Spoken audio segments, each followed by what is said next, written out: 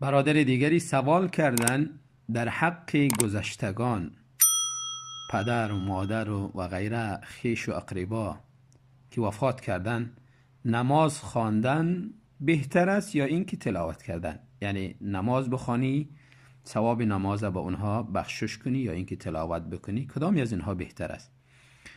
برادر محترم،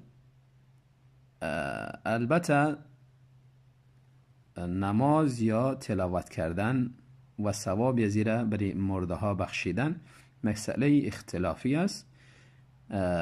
البته هیچ یکی از این بهتر نیست. بهتر از همه از اینها دعا است، چون دعا در حدیث میآید رسول الله صلی الله علیه و سلم میفرمایند که انسان وقتی که از دنیا میرود سه چیز را میگذارد.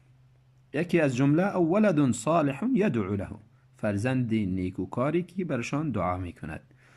از نماز و از قرآن خواندن، قرآن بخوان برای خودت، نماز بخوان برای خودت و دعا در حقی پدر و مادرت بکن. و همچنان صدقه و خیرات هم در نصوص وارد شده، از طرفی از اونها صدقه و خیرات انسان میدهد و یا هم